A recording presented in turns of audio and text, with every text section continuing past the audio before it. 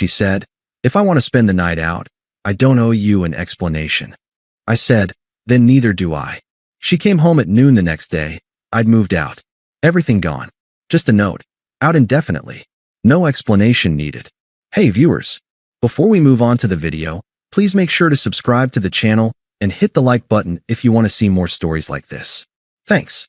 The last thread finally snapped at 11:07 p.m. on a Thursday. I was on the couch, a book open but unread on my lap, the silence of the apartment a physical weight. The clock on the cable box ticked over. She'd said she'd be home by 10, after a quick drink with the team. Her key didn't scratch in the lock. My text from an hour ago, hey, everything okay? Sat unread. Then, the buzz of the intercom. I pressed the button. Yeah, it's me. Let me up. Her voice was already edged, a brittle energy crackling through the speaker. 2 minutes later, the door swung open. She didn't look like she'd come from a corporate drink. She looked like a storm barely contained. A little black dress I'd never seen, heels that meant business, her makeup sharper, redone. The scent of someone else's cigarette smoke clung to her jacket, overlaying the ghost of expensive gin. Hey, I said, keeping my voice level. How was it? Fine. The word was a door slammed in my face. She threw her clutch onto the kitchen counter, the clatter too loud in the quiet. I watched her pour a glass of water, her movements jerky. The worry I'd been stewing in began to curdle into something colder, clearer. You said 10. I got worried. A sigh, heavy with theatrical exasperation. It ran late. We lost track of time. Who's we? I asked. Maya and Chris from marketing? She stilled, her back to me. Just some people. You don't know them. A new chill settled in my stomach. For months, it had been like this. A gallery of people I didn't know. Vague plans that materialized last minute. Her phone, which used to light up with our silly memes, now forever face down, buzzing with notifications from contacts saved as single emojis. I tried to be understanding. Her promotion to junior brand manager 6 months ago had come with a new social circle. Louder, faster, perpetually angled for the perfect Instagram story. I told myself it was a phase, the excitement of a new world. I'd been the anchor. I cooked the meals she forgot to eat, listened to her vent about office politics, handled the dry cleaning, the bills, the quiet, mundane maintenance of a shared life. I was the safe harbor she'd once called me, kissing my forehead. The memory felt like an artifact from a different civilization. Look, I said, standing up. The book slid to the floor. I didn't pick it up. It's a weeknight. You're dressed for a club, not a post-work debrief. I'm not an idiot, Sarah. Just be straight with me. What's the plan? Are you going back out? She turned then, and the look on her face wasn't guilt or contrition. It was pure, undiluted annoyance, as if I were a fly buzzing around a prize she was trying to enjoy. Why does everything need to be an interrogation with you? Yes, Maya and some of the others are heading to Lux. I said I'd meet them. Now? It's past 11. So? What? I have a curfew. She laughed, a short, harsh sound. God, you're suffocating sometimes. The word landed like a physical blow. Suffocating. For waiting up. For caring. I took a slow breath, the icy clarity spreading from my core. I'm not trying to suffocate you.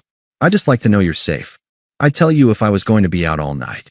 Well, maybe you should get a life of your own and you wouldn't be so obsessed with mine. She fired back, grabbing her clutch again, checking her reflection in the dark microwave door. That was her latest refrain. Get a life. My life, for 3 years, had been us. My friends had become our friends. My hobbies had flexed to fit our shared time. I'd seen it as building something. She now framed it as a personal failing. So, you're going to Lux, I stated, my voice flat. And you'll be back when? She whirled around, her eyes flashing. I don't know. When it's over. When I feel like coming home. She took a step toward me, not in intimacy, but in challenge. Look, let's get one thing crystal clear. I'm a grown woman. If I want to spend the night out, I don't owe you an explanation. Not to you. Not to anyone. This isn't a custody agreement. I'm not your child. The words hung in the air, toxic and final. They weren't just about tonight. They were a manifesto. They were the dismissal of every quiet worry, every gentle question, every shared responsibility, every silent promise that had built this home. They reduced 3 years of partnership to a prison guard and an inmate. I felt a strange, quiet click inside my head. The noise of anxiety, the hum of desperate love, the static of confusion, it all just stopped. A perfect, silent void opened up. In that void, there was only her statement, clean and sharp as a surgical blade. I looked at her, really looked, not at the woman I loved, but at the person standing in front of me, defiant, entitled, already halfway out a door I hadn't even realized was open. I didn't shout. I didn't plead. I didn't even feel angry. I just felt done. I nodded once. A small, accepting motion. "You're right," I said, my voice so calm it surprised even me. It was the sound of that internal void. "You don't." A flicker of triumph crossed her face. She'd won. She'd established her dominance. I met her eyes and delivered the corollary, the only logical response to her new rule of law. "And then neither do I." She blinked, the triumph faltering, replaced by a flicker of confusion that quickly hardened into a sneer. She thought I was being petulant, throwing a childish comeback. She didn't hear the finality in it. "Whatever," she scoffed, rolling her eyes. She adjusted her dress, a queen dismissing a jester. "Don't wait up." And with that, she was gone. The door closed with a firm, definitive thud that echoed in the hollow apartment. Silence. Not the anxious silence of waiting, but the profound, echoing silence of absolute conclusion. I stood there for a full 5 minutes, just breathing in the silence. The ghost of her perfume and cigarette smoke still lingered. The echo of her words, "I don't owe you an explanation," replayed on a loop, but now it sounded less like an attack and more like a user manual. Instructions for disassembly. A strange energy, cold and purposeful, began to course through me. The grief was there, a vast, dark ocean waiting to pull me under, but for now, I was standing on an ice floe of pure focus. I had to move before the grief thawed and swallowed me. I walked to the bedroom we shared, our room. I looked at the king-sized bed, the mismatched nightstands, hers cluttered with skincare, mine with a book and a watch. The framed photo on her dresser from a trip to the coast 2 years ago, our faces wind-whipped and happy. It all looked like a museum exhibit. Life of a couple, circa when she still pretended. I didn't touch her things. They were no longer my concern. From the top shelf of the closet, I pulled down my old, sturdy suitcase and a set of moving boxes I'd kept from our last move. I started with my closet. Clothes, shoes, belts. Methodical, efficient. No hesitation. Each item folded or placed, not with sentimental care, but with the practicality of a soldier breaking camp. The suitcase filled with a week's worth of essentials. The boxes began to swallow my books, my vinyl records, the small toolbox my dad gave me, the framed diploma, the goofy ceramic mug I'd made in a college pottery class. Around 1 a.m., my phone buzzed. A text from her. "Maya's phone is dead, charging at the bar. Just so you don't send the cops. Having fun. Don't be mad." I read it. The old me would have felt a pang, would have texted back, "Please be safe." The new me saw only a notification, an update from a distant satellite that was losing signal. I didn't reply. Instead, I went to my phone settings and changed her contact name from Sarah Redhart to S. Then I opened the banking app and transferred my half of the last paycheck into my personal savings account, separate from our dwindling joint fund for future trips. The numbness was a superpower. It let me move through the apartment like a surgeon, removing the vital organs of my former life. I took my PlayStation, my laptop, my headphones. I left the TV we'd bought together, the fancy stand, the decorative pillows she'd obsessed over. I packed the good knives my mother gave us, but left the pots and pans. I was curating a new existence, not looting the old one. In the living room, I paused before the bookshelf. Our books were intermingled. Carefully, I slid mine out, leaving gaps on the shelves like missing teeth. Her trendy novels, self-help guides, and photography books stood alone, suddenly looking lonely and forlorn. By 4 a.m., the physical work was largely done. A stack of 4 boxes and my suitcase sat by the front door. The apartment looked ransacked, but only in a specific, targeted way. My spaces were voids. Her spaces remained, a shrine to a person who wasn't coming back to the life she'd left. I sat at the now-bare kitchen counter with a notepad. The blank page stared back. What was there left to say? All the pleas, the accusations, the questions, they were invalid under the new rules. She had written the terms. I picked up a pen. I wrote 5 words. Out indefinitely. No explanation needed. I didn't sign it. It needed no signature. The author of the philosophy was clear. I propped it against the empty fruit bowl on the counter, the only thing in the center of that wide, empty surface. A minimalist monument to the end. At 6 a.m., as a gray dawn bled into the sky, my buddy Leo's truck pulled up outside. I'd texted him an hour ago. Need a favor? No questions. He asked none. He helped me load the boxes and suitcase into the back, his face grim but understanding. He clapped me on the shoulder as I locked the apartment door for the last time and dropped the key through the mail slot. "You okay, man?" he asked as we pulled away. I looked out the window at the sleeping city. "I will be," I said, and for the first time, I believed it. The new place was a furnished studio, smaller, brighter, overlooking a different street. It smelled of clean linen and possibility. Leo helped me haul my boxes inside. When he left, the silence returned, but this one was mine. It wasn't the silence of absence. It was the silence of a blank page. I took out my phone. Before I could think, before the old, weak pain could resurface and suggest maybe I should wait, maybe I should hear her out, I went to my contacts. I selected S. I pressed block contact. Then I opened Instagram, Facebook, Spotify, every shared digital thread, and severed them all. One by one. Block, delete, unfollow. A digital vanishing. By 8 a.m., I was a ghost in the machine of her life. The man who waited up, who worried, who cooked, who asked for explanations. He had ceased to exist. All that remained in that old apartment were the echoes of her own words, and a note throwing them back, cold and exact. I sat on the floor of my new, empty studio, my back against a box of books, and watched the sun fully crest the buildings. I didn't cry. I just breathed. The game she had invented was over. I had simply chosen to stop playing and walked off the field without a word. The silence in the studio was a living thing. For the first 2 days, it was a deafening roar. I'd conditioned myself for 3 years to listen for a key in a lock, a text chime, the cadence of her footsteps. Now, there was only the hum of the mini fridge and the distant city noise, a white noise that meant nothing. I didn't turn on the TV. I let the silence press in until it stopped being an absence and became a presence. My own. I didn't break. I worked. I unpacked my boxes, placing books on the single shelf, hanging my clothes in the narrow closet. The sterility of the furnished space was a relief. There were no memories in the beige walls, no ghosts in the generic landscape print. It was a clean room in a mental hospital, and I was the sole patient, administering my own cure.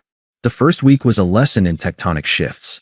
The instinct to text her a funny billboard, to ask what she wanted for dinner, was a phantom limb, aching and firing useless signals. Each time, I'd feel the impulse, pause, and then deliberately do something for myself. I'd go for a run until my lungs burned. I'd cook a single steak, eating it straight from the pan. I'd reread a chapter of a book I loved. I was retraining my brain's reward system, divorcing it from the chemical dependency of us. I expected a tsunami of emotion, rage, despair, a weeping breakdown on the thin studio carpet.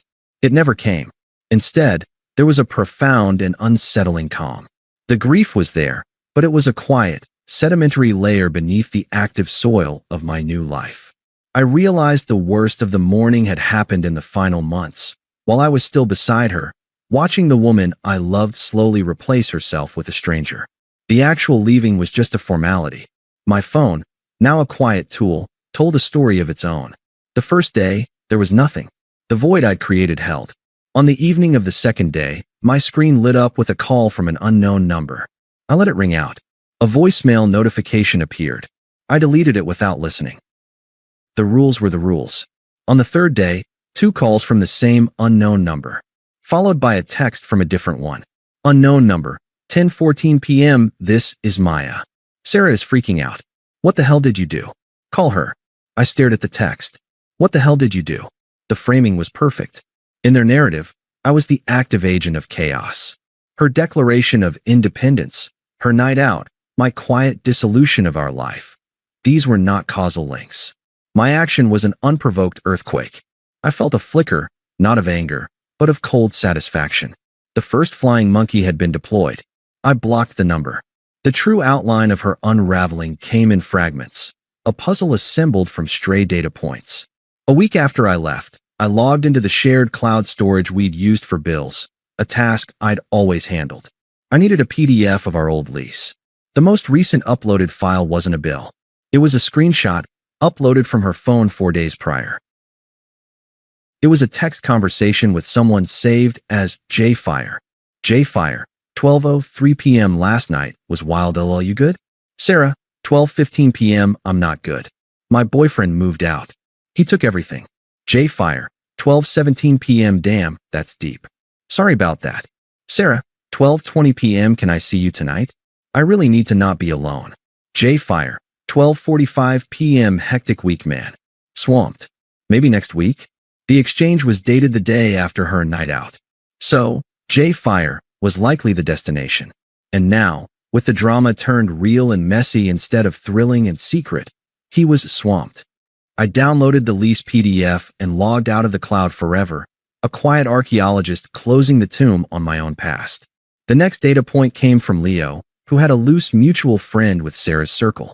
Ran into Tim at the gas station. Leo said over coffee, his voice careful. He said, Sarah's telling people you had a psychotic break. That you emptied the apartment in the middle of the night and vanished because you were jealous of her work friends. She's playing the victim card hard. I sipped my coffee. Let her. He also said that guy she's been seen with, some wannabe DJ or promoter or something, Jason. He's already over it. Apparently, he's got a reputation for chasing taken women for the sport. Once they're single, he loses interest. Tim said he saw Jason at a bar hitting on someone else last weekend, while Sarah was there with Maya, looking like a thundercloud. I nodded. It was a clinical confirmation. The vibes guy was exactly as advertised, a hollow vessel for validation. Her grandstand for freedom had led her directly to a man whose entire personality was an exit strategy. The poetic justice was almost too on the nose. She also keeps asking everyone if they've heard from you, Leo added, watching me. If you're okay. She sounds unhinged, man. Not sad. Angry. Like you stole something from her. I did, I said, my voice flat. I stole her audience. Her explanation. Her chance to be the magnanimous one who figured things out. She wanted a drama where she was the star. I gave her a ghost story. Leo shook his head, a slow smile spreading. You're ice cold, brother. It's kind of terrifying. It's not cold, I corrected him quietly. It's peaceful. The attempts evolved, as I knew they would, following the predictable path from confusion to bargaining to true color fury. Phase 1, the bureaucratic gambit. 3 weeks post-disappearance, my email, which I hadn't blocked, chimed with a message from her. Subject, practical matters from Sarah. We need to talk about the apartment lease. You are legally obligated for your half of the rent until we formally break it. I also need you to arrange for the removal of your remaining furniture. I cannot live like this. Please be an adult and contact me to settle these matters. I expect a response. It was perfectly framed. The aggrieved party, forced to deal with the irresponsible child. The tone was all clipped efficiency, trying to lure me onto the familiar battlefield of shared responsibility where she could regain leverage. She was speaking the language of the old world, not understanding it had been erased. I drafted a reply, not to her email, but to the property management company, CC&G her. I had researched this in my first week of silence. To whom it may concern, please be advised that as of date I left, I have vacated the premises at old address. My ex-partner, Sarah, last name, remains in residence. I hereby formally relinquish all claims and responsibilities under the lease, effective immediately. Any further communication regarding this property should be directed to Ms. last name. Attached is a copy of my government ID and a signed letter of relinquishment. Sincerely. I sent it. A minute later, her email address erupted into my inbox with a flurry of replies, all desperate to undo it. Do not accept this. This is not agreed. We need to discuss. The professional veneer had cracked in under 60 seconds. I set up a filter to send all emails from her address directly to a folder labeled Archive. I never opened it. Phase 2, the emotional ambush. A month in, the voicemail came. She must have borrowed a phone from a stranger or bought a burner. The number wasn't blocked. Her voice was thick, ragged, a performance of shattered glass. Hey, it's me. Please. Please just listen. I'm at the apartment, and it's so empty. I can't sleep. I keep hearing the door, and it's never you. What you did, it was so cruel. So final. I didn't mean it, okay? What I said. I was stressed. I was drunk. I was an idiot. He was nothing. A mistake. You were my everything. My real life. Please, I just need to hear your voice. I need you to tell me why. Why would you do this to us? To me? After everything? Just give me an explanation. One explanation. Please. The hypocrisy was a sublime work of art. I need an explanation. The very commodity she had declared obsolete. Her voice broke on a sob at the end. The old me would have felt his heart tear in two. The new me listened with the detached analysis of a linguist. The subtext was clear. My new source of validation vanished, and the old one is not responding. This is inconvenient and painful. Restore my supply. I saved the voicemail. Not out of sentiment, but as a benchmark. A before and after snapshot of her desperation. Then I deleted it and blocked the new number. Phase 3, the flying monkey attack. 2 days after the voicemail, my phone rang with a local number. I answered out of habit. Finally, a sharp female voice barked. Maya, do you have any idea what you've done? You have completely destroyed her. Hello, Maya, I said, my voice neutral. Don't you hello me. She's a wreck. She can't work, she's crying constantly. You ghosted her like a coward over one stupid fight. What is wrong with you? Real men talk things out. I waited a beat, letting her fury echo in the void. She established the rules of the relationship, I said, my tone conversational, as if explaining a simple math problem. I followed them. The discussion is over. There was a sputtering silence on the other end. What rules? What are you talking about? If I want to spend the night out, I don't owe you an explanation, I quoted verbatim. She was very clear. I applied the principle universally. It seems fair. You can't be serious. That's insane. You're twisting her words to justify abandoning her. I'm not justifying anything, I said, the calm in my voice now a weapon. I'm stating a fact. She drafted the policy. I enacted it. The result is her problem to manage, not mine. Please do not contact me again. I ended the call. Block that number too. The fortress of my peace was quiet once more. Phase 4, the public confrontation. The ambush came 8 weeks after I left. I was leaving the gym on a Saturday morning, sweat damp and pleasantly drained, headphones in. A figure stepped directly into my path. I looked up. It was Sarah, but a diminished, frayed version. Her hair was pulled back in a messy bun, her eyeshadow smudged as if from old tears, not a fresh application. She wore leggings and an oversized sweatshirt that belonged to someone. Maybe Jay Fire. Maybe just a souvenir from her newfound chaos. I pulled one headphone out. Excuse me, I said, making to step around her. You left me. The words were a raw accusation, hurled at me in the bright sunshine of the parking lot. You left everything. What? I stopped. Looked at her. There was no love here, no fond memory. Just the person who had authored my pain, now standing in front of me demanding an invoice for it. I didn't leave you, I said, my voice even. I exercised a clause in our informal contract. The no explanation needed clause. You drafted it. Her face contorted, confusion and rage battling. That's not fair. That was in the moment. You're taking it out of context to punish me. No punishment. I shook my head slowly. Just precedent. You said it. I honored it. Now, if you'll excuse me. I moved to walk away. Her hand shot out, gripping my forearm. Her touch felt like a static shock, unpleasant and alien. Wait. You can't just, we have to talk. About the security deposit. About us. I looked down at her hand until she released it. I met her eyes, and in mine she must have seen the absolute void, the complete emotional vacancy where she once resided. There is no us, I stated, a simple report of the weather. There is you, and there is me. The connection you are referring to was terminated. By you.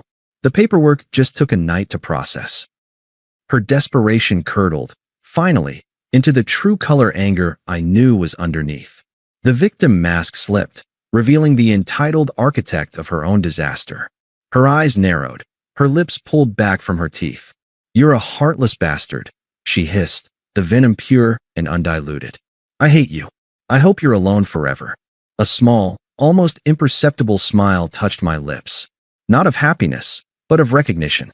Here was the unvarnished truth, the core selfishness that had driven the final act. The script was complete. Noted, I said quietly. I put my headphone back in, turned up the music, and walked to my car. I didn't look back in the rearview mirror.